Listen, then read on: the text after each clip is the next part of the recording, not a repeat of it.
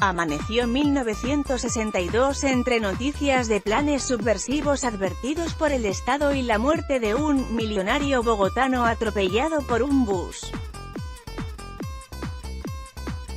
En el trajín de las vacaciones largas de verano hasta finales de enero, cuando un suceso internacional rompió la monotonía de la antesala del inicio del campeonato. En Punta del Este, Uruguay, Cuba fue expulsada del sistema interamericano por 14 votos. 6 países se abstuvieron: Argentina, Brasil, Chile, México, Ecuador y Bolivia. La prensa informó que Estados Unidos y Colombia lideraron el proceso. En año de Mundial de Fútbol, el comienzo del campeonato el 4 de febrero fue una forma amigable de digerir la política. Millonarios debutó con victoria sobre Bucaramanga 3-0, anotaciones de Carlos Campillo desacomodando al arquero visitante Chucho Hernández, maravilla. Gamboa, a pase de Larraz. Y Campillo que repitió en su tarde de estreno. Perfecto. Rodríguez salió expulsado. Boya de Millonarios también. Cali venció a Nacional 3-2. Pereira a 11 Caldas 1-0. 3 días después, Millonarios debutó en la Copa de Campeones de América. El miércoles 7 de febrero fue derrotado 4-2 por Emelec en Guayaquil. Y, como en ese tiempo era sin pausa ni televisión, en febrero Millonarios disputó 3 encuentros más. El 14 perdió en Santiago con Universidad Católica 4-1, el 18 empató con el mismo equipo chileno en Bogotá 1-1. Y cerró el día 28 derrotando a Emelec en la capital 3-1. Apenas 4 puntos de 12. Campeón en Colombia, pero no a la altura de los grandes del continente. Con varios partidos aplazados pronto volvió al torneo nacional que empezó comandando Pereira. Después de comenzar ganando el Clásico Cafetero en Manizales, el equipo dirigido por el exjugador argentino Francisco Solano Patiño, derrotó a Cúcuta 5-0.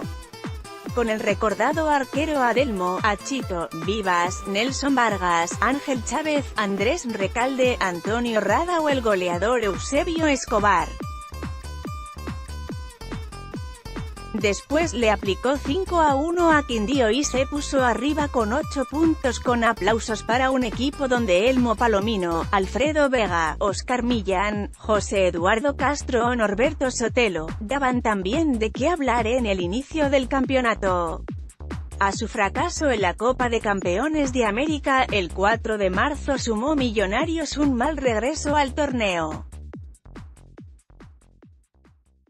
Perdió con Cali 2-1, mientras Santa Fe y Pereira empataron 2-2 en el mejor partido de la fecha. El cuadro matecaña conservó el liderato con 9 puntos, 2 más que Cali y 3 que Santa Fe. En la fecha del día 11, por fin volvió a ganar el bogotano azul 4-1 a 11 Caldas con nuevas caras en el equipo como el juvenil arquero Chocoanos en el Mosquera, mientras Cali y Pereira empataron y se quitaron puntos. Nacional derrotó a Medellín 3-1 en el Clásico Paisa. El 18 de marzo no hubo jornada dominical de fútbol por las elecciones que ganaron las listas del Frente Nacional y del movimiento que se inventó López Michelsen para hacer oposición esperando el momento de acceder al poder. El lunes 19 fue festivo, los partidos se jugaron ese día. Pereira siguió al frente al vencer a Bucaramanga 2-1 y Millonarios derrotó a Cúcuta en calidad de visitante 1-0. En su regreso a Ibagué, jugadores y cuerpo técnico de Tolima afrontaron una emergencia que tuvo en vilo al país y que obligó al avión, que los transportaba a aterrizar de barrigazo. La última semana de marzo, Pereira empató con América 1-1 y comenzó a ceder terreno. Millonarios, que ya se había metido en la pelea, derrotó a Medellín en Bogotá 2-0 y Nacional y Santa Fe empataron a 0 goles en la capital antioqueña. El 1 de abril, el onceno azul se impuso sobre Quindío en el San José de Armenia 3-2, pero Pereira no aflojó y derrotó a Nacional en el Estadio Mora y Mora de la Perla de Lotún 2-1. 3 días después, en un partido que estaba aplazado, Millonarios se puso a un punto del líder Pereira al vencer a Nacional 2-1. El 8 de abril hubo clásico bogotano. 10ª fecha del torneo con 34.000 espectadores en el Campín y victoria roja. Empezó ganando Millonarios con gol de Genaro Benítez a pase de Brasil. Pero Santa Fe alcanzó el empate con Alfonso Lopera en el minuto 29, y en el segundo tiempo fue superior a su rival. Cuando el reloj marcaba el minuto 75, Lopera recibió el balón de regreso de un postazo, y se lo entregó a Panzuto para que venciera a Pablo Centurión. Pereira no solo desaprovechó la derrota de Millonarios, sino que perdió con Tolima 2-0.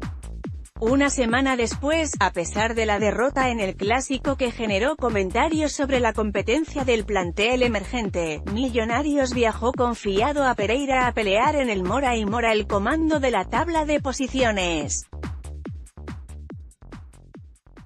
Por esos días sin Marino, Klinger ni Maravilla, Gamboa, que estaban más con la selección Colombia que se aprestaba a jugar el Mundial en Chile, el azul logró la victoria 2-0 con goles de Carlos Arango y de Brasil. Con 11 partidos 11 jugados, 7 ganados, 2 empatados y 2 perdidos, Millonarios tomó la punta del torneo. En la última fecha de la primera vuelta del torneo 1962, con 16 puntos Millonarios desbancó a Pereira, que quedó segundo con 15. América, que ganó a Nacional 2-0, se puso tercero con 14. Al domingo siguiente, 22 de abril, Cali se acercó a los escapados en la punta al derrotar a Nacional en Medellín 3-1, y porque Pereira empató y Millonarios perdió sorpresivamente con su dolor de cabeza Bucaramanga, el de Berto, Escrimaya, Yaniot, Ponce o Espinosa 3-1. América fue el gran beneficiado gracias a su victoria sobre Tolima 2-0.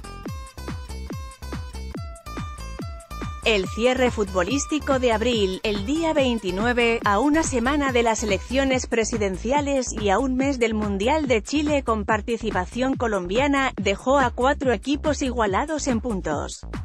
Millonarios, Pereira, América y Cali. Todos en 17. El partido de la fecha lo libraron Millonarios y América en Bogotá y se saldó con igualdad 1-1. El primer gol lo hizo Fernando "Chino" Rengifo, un legendario delantero de Boca Juniors de Cali y el cuadro escarlata entre los años 50 y 60. Se sacó con comodidad a Carlos Boya y fusiló a Zenén Mosquera. A 10 minutos del final del juego, cuando el equipo de Riquelme, Piñarelli, Britos Castronovo y Abadía parecía llevarse la victoria de El Campín, un autogol de Piñarelli puso la igualdad en el marcador. Al final se fue expulsado José Américo Montanini del visitante. La otra noticia de la fecha fue la victoria de Cali para subirse también a la punta, pero especialmente por lo abultado del marcador. 8-1 sobre Quindío en el Pascual Guerrero, con 4 goles del argentino Miguel Ángel Bayoco, y los restantes de Bernardo Cunda, Valencia, Julio Marcarián, Juan Eulogio Urriola Beitia y el excalda Roberto Mirabelli. Las elecciones del 6 de mayo aplazaron la fecha de fútbol y dejaron como presidente en Colombia para el segundo cuatrienio del Frente Nacional al dirigente conservador caucano Guillermo León Valencia, que derrotó en las urnas al exministro Jorge Leiva, al disidente liberal del MRL Alfonso López Michelsen y al rehabilitado candidato de la SANAPO, el expresidente Gustavo Rojas Pinilla.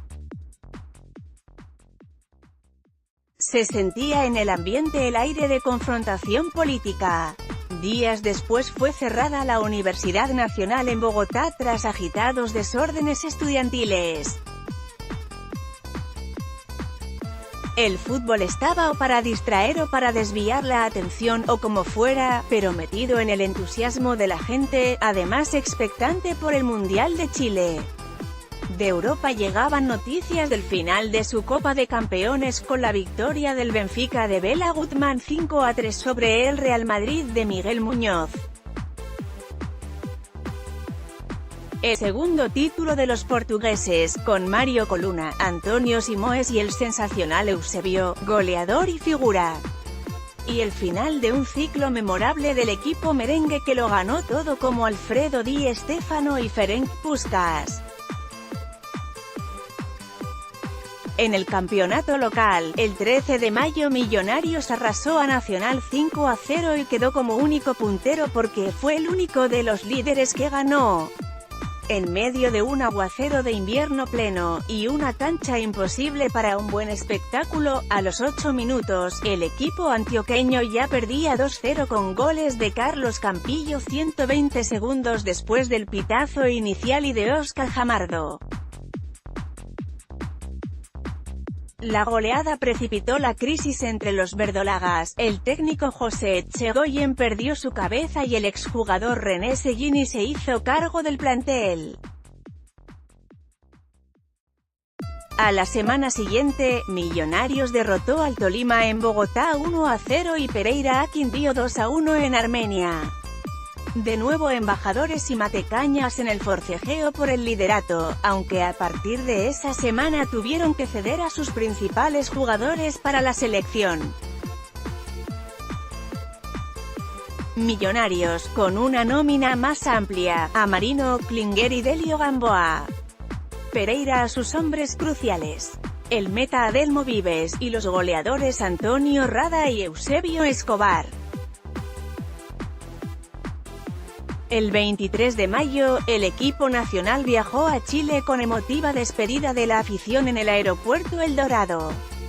A 3 días del debut de la selección Colombia en el Mundial, el 27 de mayo jugaron Millonarios y Cali, que había aportado su cuota al combinado nacional con Germán Cuca Aceros. Ese partido marcó historia porque terminó 7-0. Campillo y De Brasi hicieron de a 2, y sumaron Héctor Lombana, Orlando Larraz y Carlos Debate. Los 7 goles se los comió Manuel Pacheco, exarquero campeón con Santa Fe. Ese día Pereira derrotó a Santa Fe en su plaza 2-0 y con 22 puntos, siguió pisándole los talones a Millonarios. El miércoles 30 de mayo de 1962, en el Estadio Carlos Ditborg de Arica, Chile, con arbitraje del húngaro Andor Doroy, Colombia debutó en el Mundial de Chile. Con la conducción de Adolfo Pedernera, saltaron a la cancha Efraín Sánchez, Jaime Charol González, Francisco Cobo Zuluaga, Héctor Canocho Echeverry, Óscar López, Jaime Silva, Herman Cuca Aceros, Marcos Coy, Marino, Klinger, Delio, Maravilla, Gamboa y Jairo Arias. Aunque empezó ganando Colombia con gol de Cobo Zuluaga de penal al minuto 19, perdió con Uruguay 2-1. Antes de terminar el primer tiempo la historia hubiese cambiado si un postazo de Marcos Coy amplía la ventaja para Colombia, pero con apenas un gol de diferencia y Uruguay encima, la decisión fue resistir y el aguante duró hasta los 11 minutos del segundo tiempo.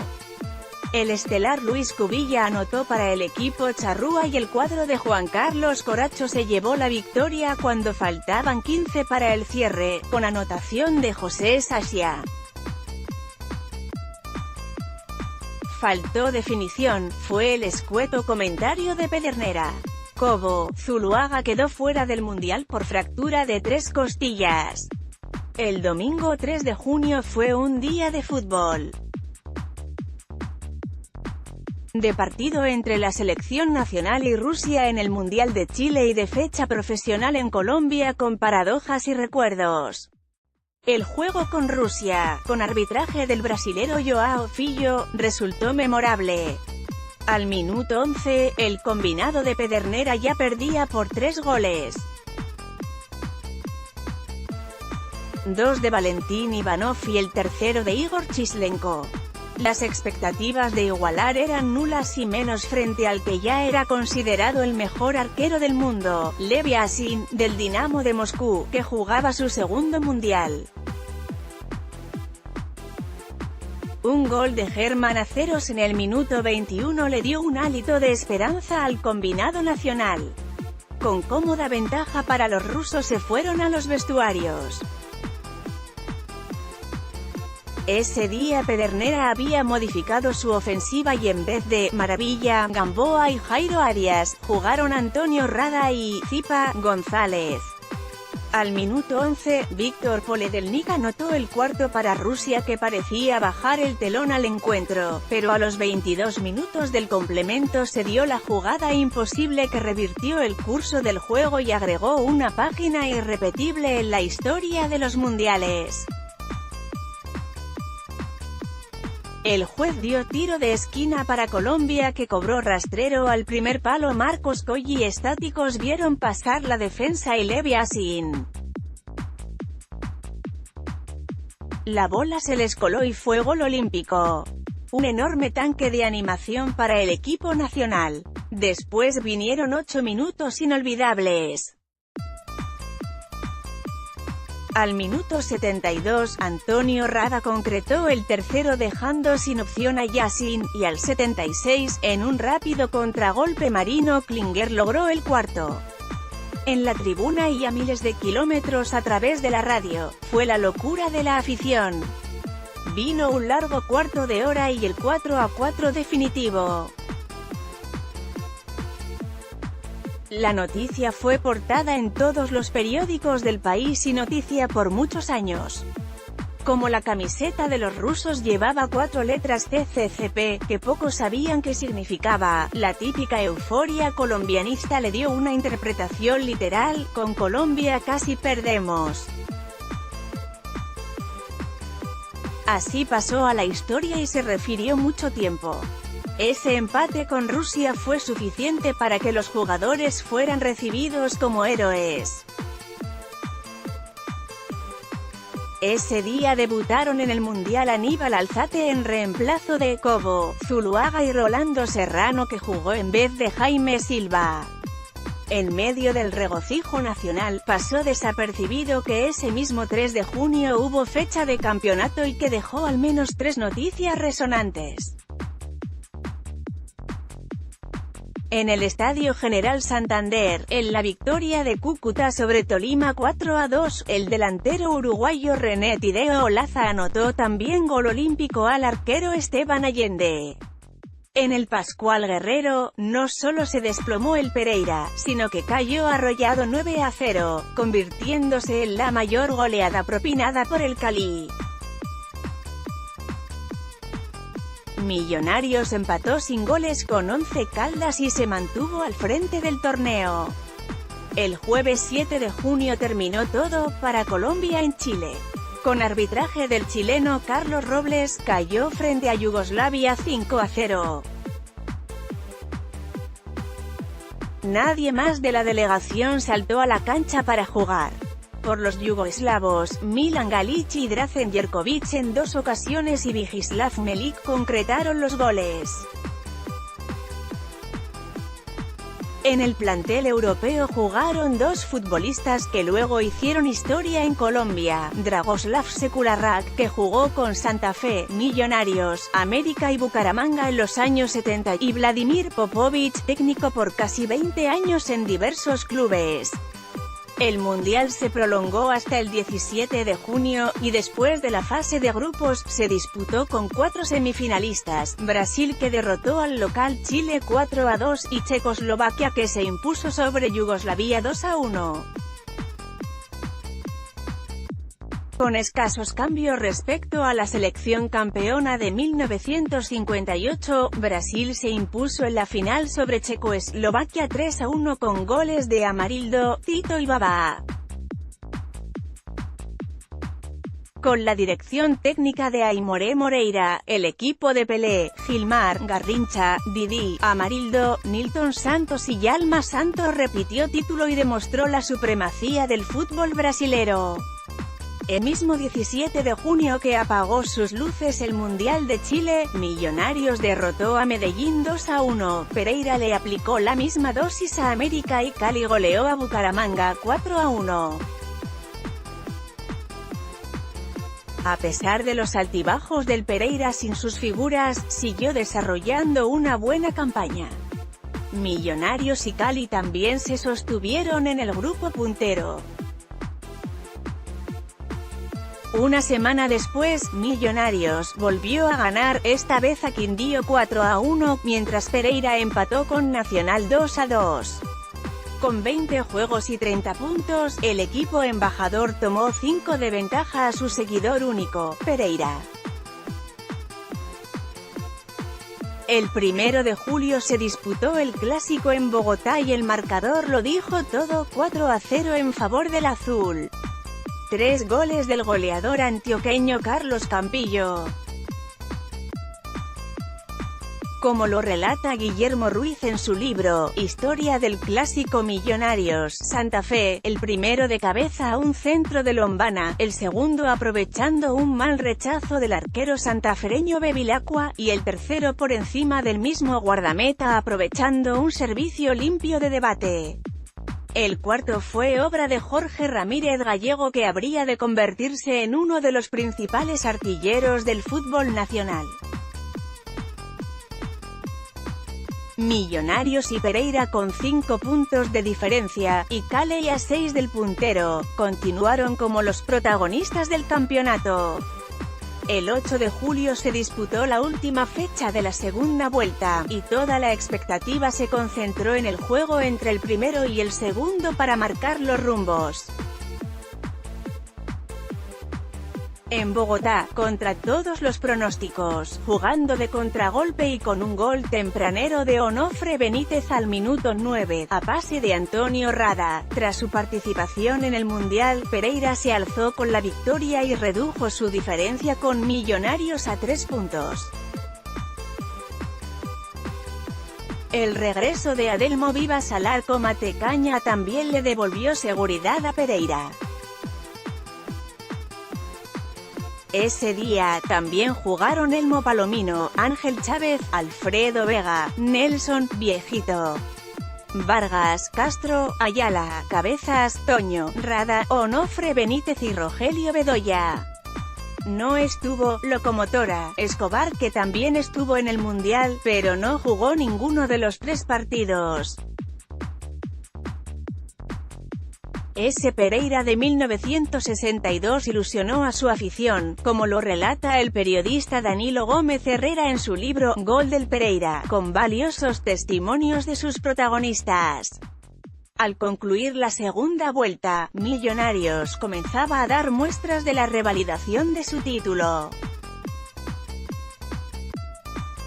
Con victorias sucesivas sobre América 2-1, Nacional 1-0 y Tolima 3-0, más el regreso de su dupla goleadora, Maravilla, Gamboa y Marino Klinger, el plantel orientado por Gabriel Ochoa Uribe comenzó a cabalgar el torneo. Aunque Pereira y Cali no se rindieron, se fueron quedando frente al ímpetu de los azules. Europa la primera semana de agosto, con 38 puntos, 3 más que el Cali y 6 sobre Pereira. Era cuestión de hacer respetar la plaza de El Campín.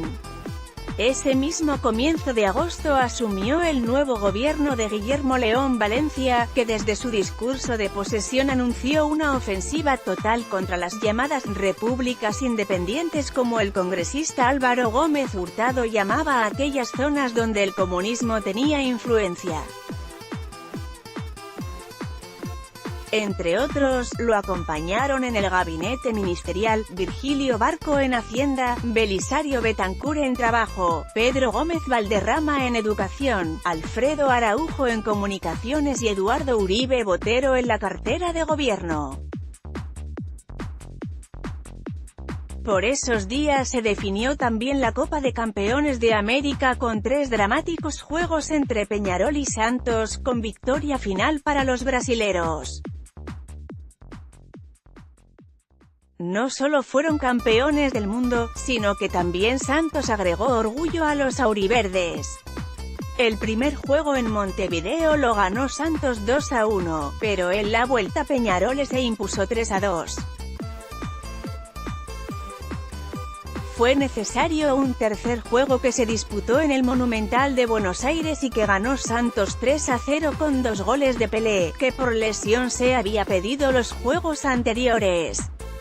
Con Gilmar, Cito, Mauro, Dalmo, Pelé y Pepe, entre otros, el equipo brasilero rompió la línea triunfante de los uruguayos a nivel continental, que esta vez tuvieron como técnico al trotamundos Bela Gutmann, que en los 2 años anteriores le había dado la gloria al Benfica de Portugal. Fueron las últimas incursiones del goleador ecuatoriano Alberto Spencer en el Peñarol, y la proyección de 3 jugadores latinoamericanos que dejarían altos sus nombres, los uruguayos Roberto Matosas y Pedro Virgilio Rocha y el peruano Juan Joya. La otra pausa deportiva en el devenir del campeonato de 1962 provino de los 9º Juegos Centroamericanos y del Caribe, que se disputaron en Kingston, Jamaica, entre el 11 y el 25 de agosto, con buena presentación para los exponentes nacionales. 10 medallas de oro, 6 de plata y 10 de bronce, con nueva demostración de poderío entre los ciclistas. Aunque los atletas Álvaro Mejía en 1500 metros planos, Hernán Barreneche en media maratón y Dagoberto González en lanzamiento de disco, también aportaron preseas doradas, los ciclistas se lucieron. Mario Papaya Vanegas en velocidad y Martín Emilio Cochise Rodríguez en 4000 metros persecución, se alzaron con medallas de oro, pero Rubén Darío Gómez, Roberto Pajarito Buitrago o Hernán Herrón también alcanzaron notable desempeño. En esgrima, pesas, natación y tiro también hubo preseas. Los juegos fueron ganados por México, que siguió mandando en la competencia, seguido por Venezuela, Puerto Rico y Cuba. El quinto lugar de Colombia fue calificado como un relevo para mostrar a sus nuevas figuras deportivas. En cuanto al torneo colombiano, a pesar de que Millonarios perdió con Cali 3-2 y también con Once Caldas 2-1 en partido que estaba aplazado, logró mantenerse en el liderato. La primera semana de septiembre, Cali alcanzó a emparejarlo cuando ambos llegaron a 40 puntos, nunca lo sobrepasó. El 16 de septiembre, el clásico bogotano volvió a convertirse en medidor del favorito. Se saldó en empate con goles de Osvaldo Panzuto y Carlos Campillo. Una semana después, Millonarios venció